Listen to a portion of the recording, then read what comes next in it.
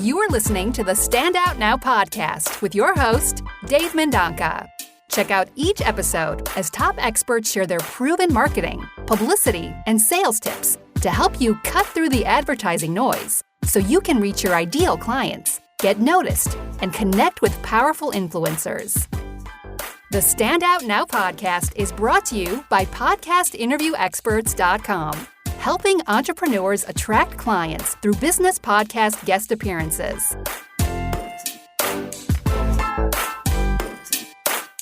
Hey, how's it going? Thank you for listening. Our guest is the co-host of the popular Being Boss podcast and the co-author of the book with the very same name.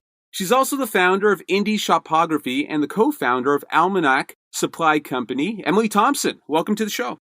Thank you so much for having me, Dave. It's a pleasure to be here. Awesome, Emily. Thank you. I always start with this question with my guests. Here you go. When you were a kid, what marketing, publicity, sales, or other persuasive strategies, knowingly or unknowingly, did you use to get what you wanted? Well, I like to think that I can be pretty persuasive. And I think that my mom would also agree that I definitely learned the art of persuasion pretty early in my life. But I think what I was really good at that I didn't really think about, but was definitely just who I am, is that I'm a hardcore overachiever.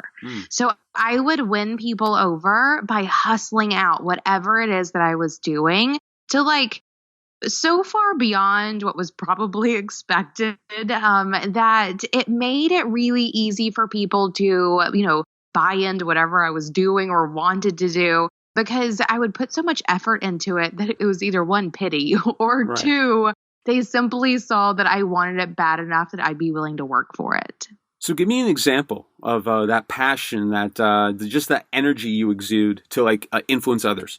I think about even school projects, for example. So thinking about school projects when I was younger, like papers, or I think especially around middle school, having some of those fun shoebox projects. Do you remember those? Where you had to make these little scenes in shoeboxes. I always went with the most decked out shoebox of anyone in my classroom. And I won some hardcore teacher pet awards, I think, pretty early in life, by just being so involved in what it is that I was doing that it was really easy for people to see, one, that I was passionate about it, because I do think that once you gain enough knowledge that you can speak about something as an expert, that simply that expression of knowledge will show people how passionate you are about a thing, and will see that what it is that you're creating is of a good quality. And so I think working hard on things like that, it wasn't about convincing people with crazy tactics. It was simply showing them that I was willing to show up and do the work. And because I was doing that, the final product was probably better than anything else out there. Right. So where'd you get that from? Was this instilled by your parents, a mentor? When you were a kid growing up, how did you come to this conclusion that you had to give it your all, you had to hustle, you had to make this happen, you had to make this quality?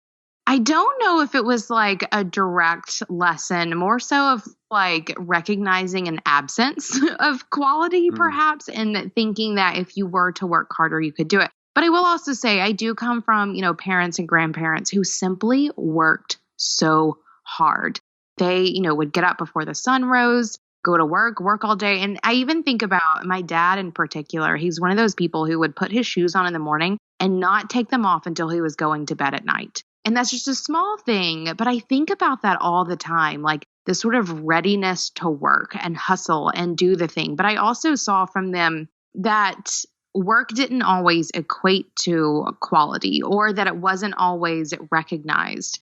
They all work, for other organizations, and I've seen them, passed over for promotions or not given, extra vacation days or whatever that may be. And that made me want to work for myself even more. I wanted to call my own shots. I wanted to give myself a raise if I wanted it. Nice. I didn't want anyone else dictating that, because I knew that if I hustled and if I earned it, I would get it, and no one else would tell me that I couldn't have it.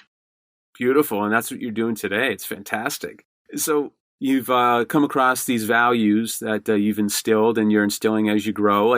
How did you use them, or some of these strategies growing up, to get jobs or to like, did you right away jump into entrepreneurship? I did have a couple of jobs in high school and college, and I maybe these are my arts of persuasion. Sure. I can carry a good conversation, and I Nice. can flash a pretty good smile. Sweet.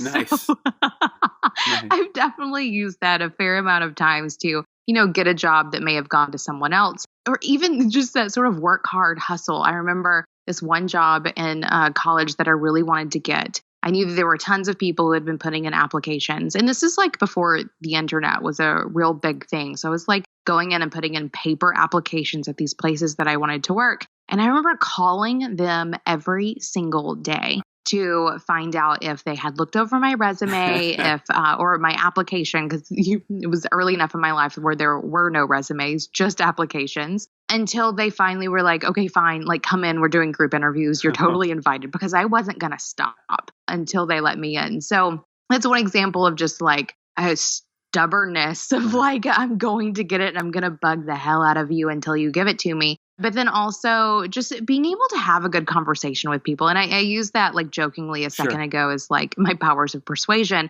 But I also think it's an important skill, because when people hire you, whether, that's for a job that's in a larger organization, or if they're wanting to hire you for a service that you're going to provide them, they want to know that you're a person and that you can have a conversation and that you care about them. And then you give them something to care about as well. So I think that little skill of mine to have a conversation, which is definitely something that has brought more value to me as I've grown in my career, especially now with the podcast, for example. Sure. It's a very important skill to have, and one that I've definitely used along the way to get in where I wanted to get in. Emily, when this thing happened, when you thought, I could use the power of conversation to really persuade or to really make an impact with people?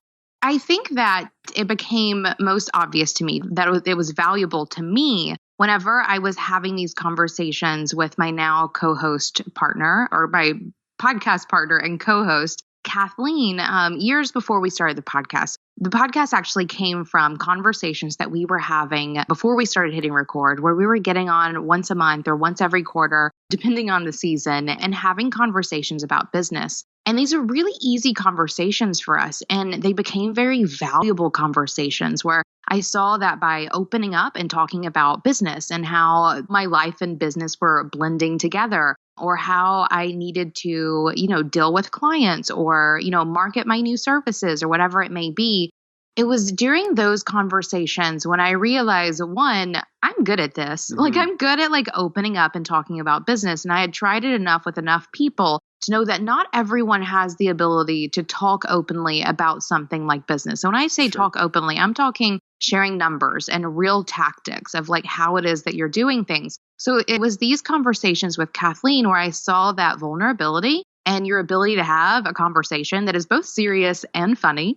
It was valuable to us. So we thought that maybe it was going to be valuable to other people as well. And definitely launching that podcast and watching it grow so swiftly was just proof that it was. But it's also shown me along the way, and again, not something I really anticipated until I got into it, how even off-air conversations are very, very important and valuable. And how one conversation about someone's really cute shoes that you had at a conference 2 years ago could turn into a really awesome partnership, years later, or a referral that just sort of blows your business up or whatever. And I guess I've been in it long enough now that I see that those little connections that you make, at one point in your life can absolutely thread their way into opportunities that you don't see, you have no way of seeing, but can turn into value in one way or the other.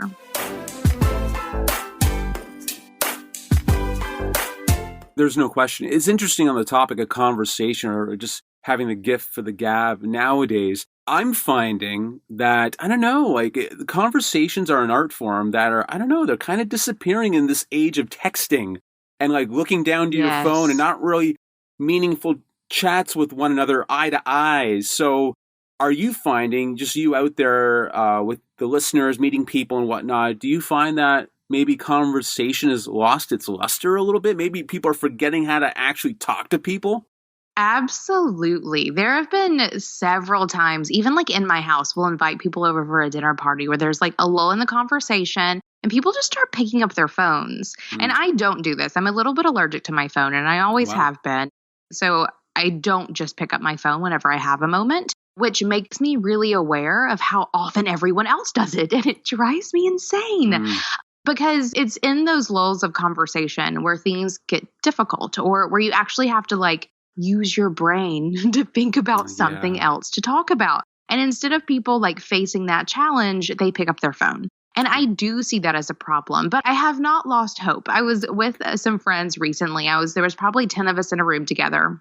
Half of us have kids and half of us do not have kids. And there was a lull in conversation. The half without kids all picked up their phones. And those of us with kids, we all look at each other because we see what's happening. We're like, this is the difference between parents and not parents. Like parents know that they can't just pick up their phone, or at least some do, to like while away the hours. Whereas those of us who don't have to sort of keep their attention on other things, definitely defaulted to their phone much more quickly. So I like to think that there are some streams in society where we are combating the need to pick up our phone to distract ourselves from, the hard moments in conversation, and we can continue on. So all of that to say, I haven't lost hope. However, yes, phones are a problem whenever it comes to being able to have conversations. And I think it's funny that it's potentially kids or having kids around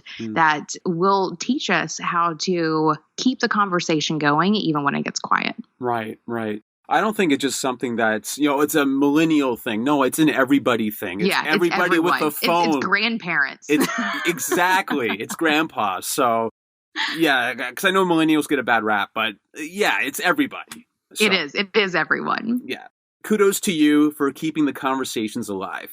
So, good stuff. So when I was like just looking into your origin story around business and whatnot, I see that you own a couple of companies, that you're a founder of one, co-founder of another. One's indie Shopography. I just wanted to find out more about that. What is it? How did you bring it to life, and how did you market it?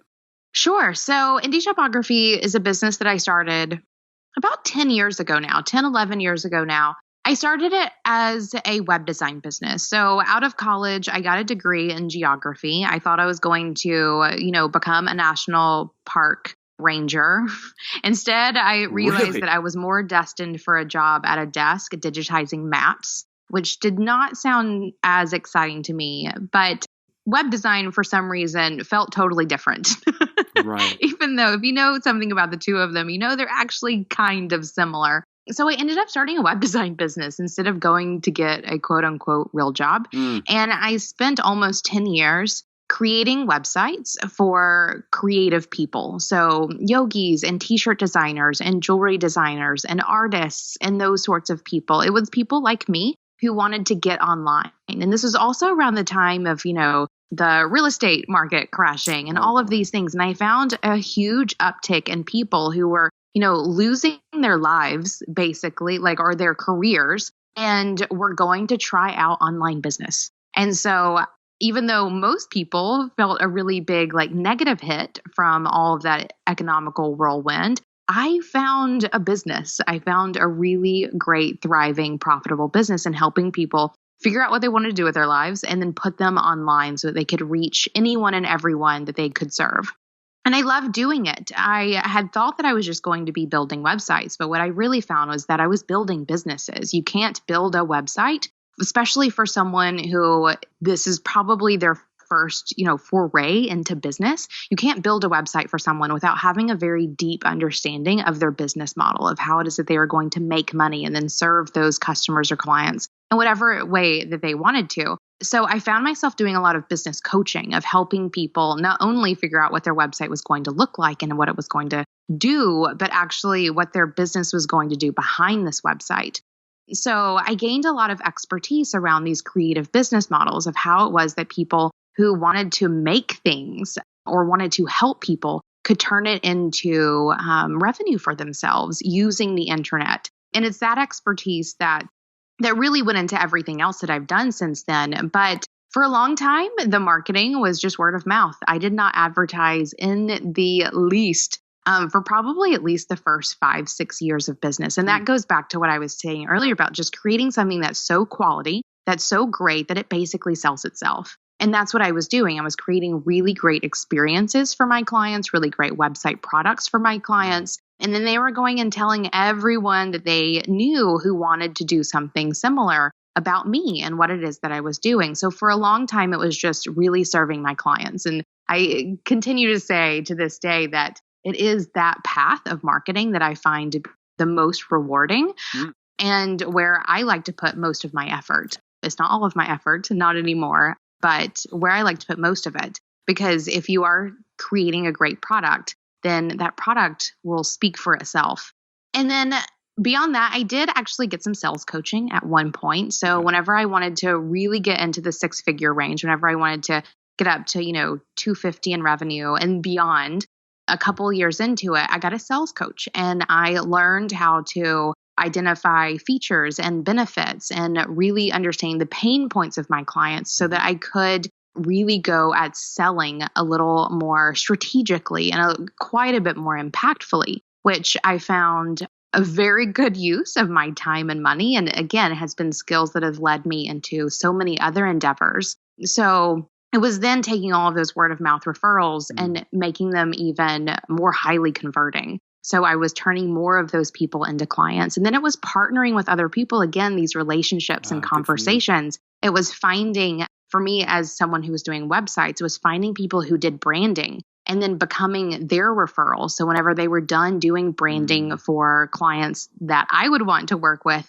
they would say, here's a really great web designer that you need to go check out if you're ready for the next steps. So it's never been blasting it out to the masses for me, especially not at Indie Shopography. It's been about making very meaningful connections on a very small scale. And that enabled me to build Indie Shopography into a really great studio that I ran for several years. And we had a team. I think at one point there was probably 15 of us in all between, the core team and some contractors that were doing content and photography. We had built out a pretty great online marketing studio. And then the Being Boss podcast came around and I found a new love.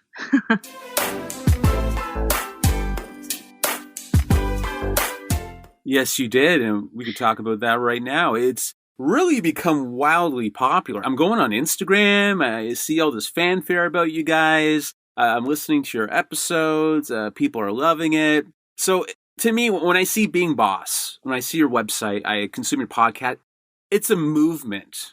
That's what I get from you guys. And you're all about empowering female entrepreneurs, which is fantastic. So how did you come to that point where you're like, you know what, this is the movement we want to put out there? I mean, like all great things, it was an accident. Of course. Slipped on a banana peel. Oh, okay. Yeah. Basically, where, Kathleen and I were having these conversations while I was running Indie Shopography. She was actually running a branding agency that was one of my referral partners. So they would get done with branding clients. They would send them my way. I was actually getting clients at Indie Shopography, and then we were outsourcing the branding to Braid. So we had created a really great sort of relationship between the two of us, both as like businesses that were working together, but also what we call business besties, where we were getting together on the side to have those very valuable conversations. And I like to call it a big magic moment. And if anyone who is listening to this is familiar with the book Big Magic by Elizabeth Gilbert, you'll understand what I'm talking about. If you have not, you must check it out. It's such a great read. But in the book, she talks about how inspiration or like ideas or things that are just floating around out there in the world, and they'll come like nag at you a little bit if they see you floating by, and you can either take them and run with them, or they'll go find someone else who is willing to grab hold of that inspiration and do the thing. So one day, and it was about maybe this time, I guess 4 years ago, 5 years ago, I can't remember now, I had this idea that I needed to start a podcast, and that it needed to be with my friend Kathleen, and that it would be the conversations we were already having, and that people would love it, that it would be so valuable for them as well. So I sent her an email. It was the most beautiful email I've ever written, like all bullet points and like short calls to action. Nice. And she replied back and was like, "This sounds interesting. Let's talk." We got on Skype, we chatted about it. And by the end of that conversation, she was in, and we started the Being Boss podcast. It was just I wasn't even listening to podcasts at the time. I think I had listened to a couple of episodes of Invisibilia. It was about the time that everyone was listening to Serial, and I couldn't even listen to it. So I didn't even listen to Serial, Right. which is like podcast granddaddy. Mm-hmm. I'm not familiar. Yeah. And we started the Being Boss podcast, and we launched it to our lists, like the list that we had for my web design business and her branding business. Good for you. And it went from there, and Beautiful. it caught on. People loved it. They found the value that I wanted them to find in it. And then plenty of value that I did not even anticipate them finding in it. At the end of this year, we will have podcasted every single week for 4 years. Oh, wow. Congrats. That's amazing. Thank you. Wow. See, podcasting is not easy. Just getting the content together, doing a weekly show. For everyone out there who's never put together a podcast, it can be daunting. Like the topic has to have legs. And yes, you guys have that, which is fantastic. The guest booking process alone, like scheduling, like I don't know who does your guest booking, but it can be challenging. So for you guys, day in, like week in, week out, 4 years straight, congrats. Kudos. Thank you. Thank you very much. Well, I will even say that was definitely part of the reason why indies started taking a backseat and I became full-time Being Boss, was because we built a business accidentally. Wow. And it needed someone there to run it. We had a small team. We do all of the things. Guest booking is definitely the most time-consuming part. Sure. But yes, it was moving in that direction where, before I was helping one client at a time, or maybe up to 3 or 4 clients at a time, Wow. Figure out their business model and help them believe that they could do it, and then telling them how their website needed to work. And now every week we're doing it to tens of thousands of people who want to do what we've been doing, who want to quit their day job and, become an artist, or they want to side hustle as like a social media marketer or whatever it may be. It's been giving them the voice where Kathleen and I have sort of become the people that are proof that if they can dream it and if they show up and they do the work, then whatever they want is possible. And I never anticipated that it would be quite that impactful I probably wouldn't have done it if I had known how many people would be listening and how much stock that they would put into the crazy conversations that Kathleen and I have. And then I also want to point out too, you mentioned that we're, empowering female entrepreneurs, and we are for sure, but we have never said that we're for women ever. We find that we attract more women because we are women and because there are fewer of our voices out there in the world. We also have a pretty great community of men who listen as well. So that's always been a fun thing too, is having, being put on lists or whatever, saying that we're great podcasts for females or female podcasts. And though we're not. Right. For sure. Okay, tell me about some fan mail. You guys are obviously having an impact on females and males. Have you been receiving any Instagram messages? You guys are the best. Has there been any message where it was really an emotional message? Hey, Emily, Kathleen, you guys, I was going through a tough time. I went from point A to point B because of you guys. Anything like that? All the time, Wow. all the time. We love it. We read every single one of them. We have, even in our team Slack, we have a Slack channel where we'll post in some of those as well. Just keep the team going and showing them that we are making a difference. And a lot of them include talking people into quitting their day jobs, which is something that Kathleen and I have always been very careful not to say, quit your day job, because we don't know your situation. Until relatively recently, we did have a conversation on the podcast where we talked about how maybe it is time for us to just tell you to do it. Just do it if it's time. We have lots of people who, quit their day jobs and finally start that thing that they've wanted to do for decades. We had one really great woman who lost a ton of weight, and Kathleen and I are not weight coaches or nutritionists or anything, but it was just the message of show up, of do the work. And for her goal was to be at a healthy weight. And we helped her, I say we helped her. Listening to the podcast encouraged her to show up and do the work for herself. So we get a ton of them, or people who, finally committed to going to that conference and then met their business bestie or future business partner.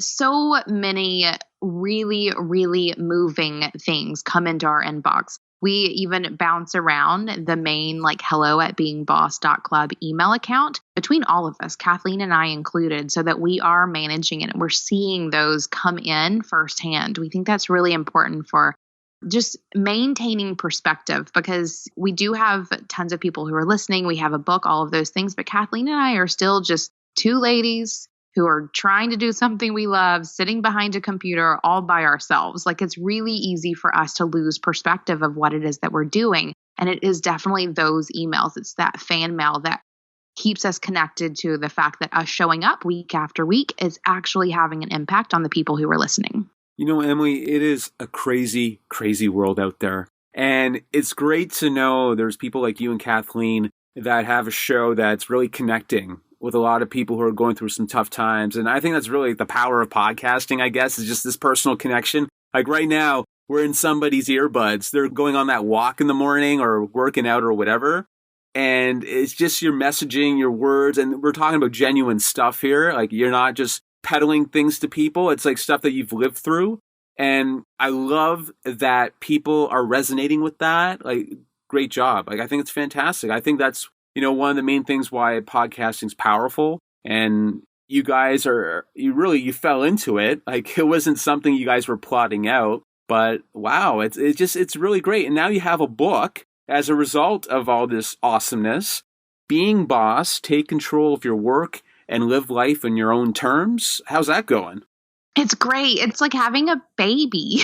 Yes. Kathleen and I had a baby together. Wow. And, you know, we nursed it for a long time and we hung out with it and kept it very close. And then whenever it published, it was like sending it off to college. And, Yeah. and that was crazy. We had to watch it out there in the world and hope that it did okay and that nobody picked on it and that everyone loved it for what it was. Now it doesn't call us very often. Oh, no. I mean, it does, but we're far enough removed from the book launch that it simply has its own life now. It has its own life and it's out into the world. So I think that hopefully illustrates exactly what it's like. For sure. So I love asking this to authors. What was your reaction when you got the box for the first time? The box of your books, and you opened that box.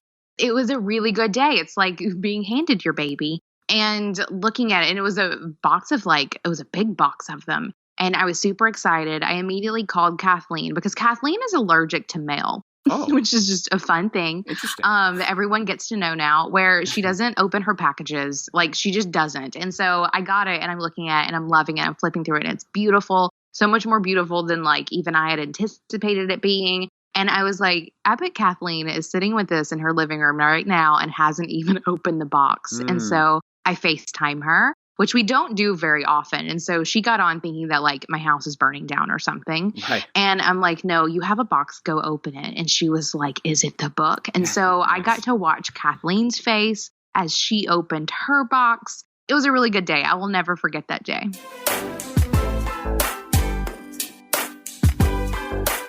That's fantastic. And have you heard any feedback about the book? Like, I see on Amazon, there's been some reviews and stuff. Absolutely. That's like, now we just get more fan mail, which great. I love. We're definitely getting people who found us from the book first, which is a really exciting sort of transition from having all these people come to us through the podcast or who had been following us for years, even before the podcast, finally, you know, showing up in our inbox. It's fun having people come through who found us through the book. And, you know, the book has helped them quit their job or start up that side hustle, or finally commit to that daily practice of practicing their craft, or whatever it may be. So we are getting more fan mail, and it's people now who are loving the book as much as everyone has loved the podcast. Emily, it's nuts. Like, think about, you're changing lives. Think about it. Like 4 years ago, you're like doing your business and hey, Kathleen, let's do a podcast. Then you're helping all these people. You're like this catalyst for change for these people. Oh my goodness, like, just think about where you were like not too long ago. And like a year. Yeah. And you're just totally 6 months affecting, ago. exactly. You're totally affecting these strangers in such a positive way. They're loving you. They're trusting you, that you've built rapport with them. You know, Emily and Kathleen, these guys are helping me. Like, that's fantastic. It's crazy. Yes, it is. Yeah, I think it's crazy. Okay. So podcast, book, your company. Now you have another company that recently launched, right? Almanac Supply company, I believe. Yeah, I felt a little bored with my life, so. I don't know how you do it, Emily. Seriously. I don't know how you handle all these things. Right? I feel like I have a big brain sometimes. I know I have a capacity for holding things in a way that not a lot of people do, which I've sort of taken it as my sign that I should do whatever it is that I want to do. So part of doing those websites, you have to remember, I did websites because I didn't want to digitize maps. I didn't do websites. I didn't go into websites because I wanted to be a web designer. The entire time I was doing that business, I felt a little bit like a fraud, not like really bad, but enough where I knew that I didn't want to retire as a web designer. That was not my life's path by any means. I was just in it. And so I enjoyed it. I did it. But that's not what I wanted to be when I grew up, was a web designer. Sure. And then same thing with a podcast, where the podcast fell into my lap. I never wanted to be a podcaster. I love podcasting. We're going to continue podcasting. For me, it's just having conversations. I still feel kind of odd sometimes whenever I tell people that I'm a podcaster. Right. But I think all of those things have been very important for me to gain the skill set for me to do what I actually want to do when I grow up, which for me has always been one, business, obviously, but two, I love product and I love retail. And I apparently love a challenge. So at the beginning of this year, I co-founded Almanac Supply Company. And for me, this project or this business is a way for me to put everything that I've learned over the past 10, 12 years into practice. So I was even explaining to one person once, I was like, this project will tell me whether or not I'm full of shit or not. Like, can I actually do this? And am I the person to show up and do this? If it fails, I know that I shouldn't be doing any of these things. But if it goes well, then I did it. High five. Yeah. So we started Almanac Supply Company, and it's a mix of all the things that I've done. So I do have a geography degree. Web designer, like tons of business coaching, having conversations and building community. Even before I started my web design business, I was making things. I've always been a maker. I've made everyone's Christmas gifts for years.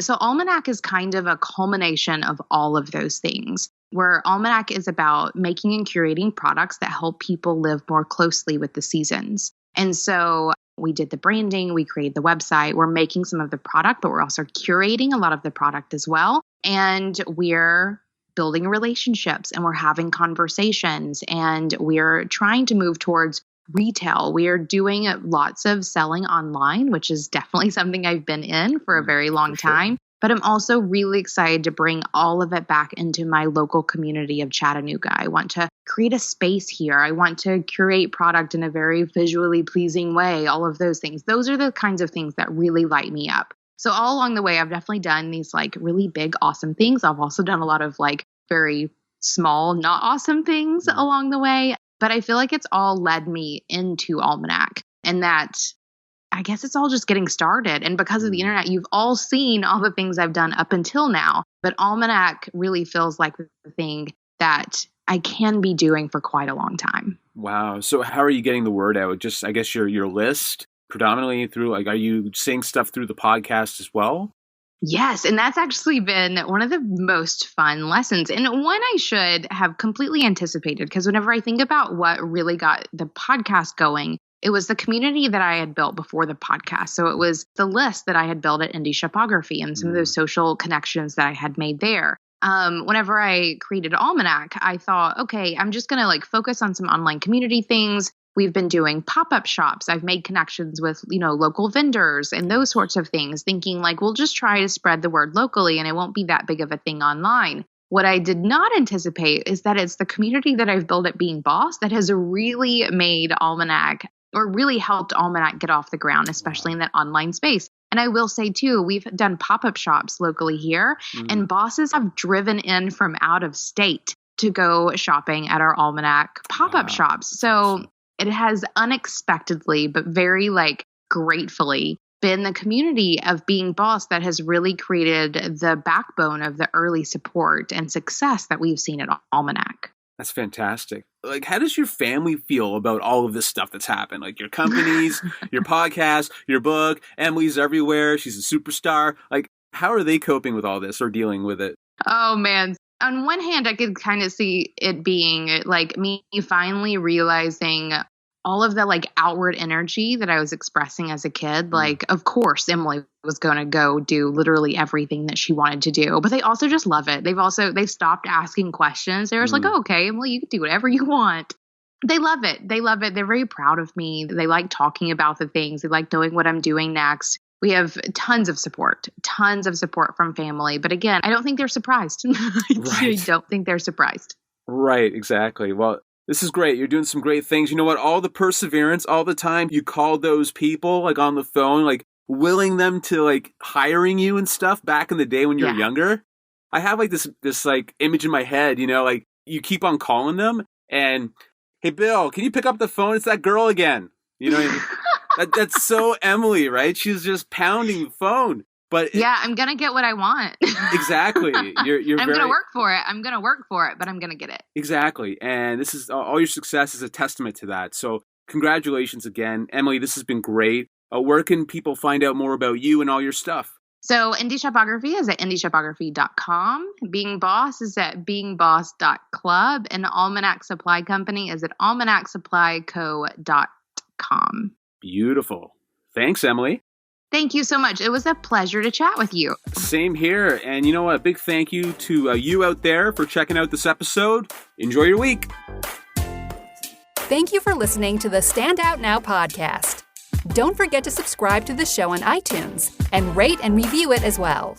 You can find out more about our program at thestandoutnowpodcast.com. Thanks again and enjoy your week.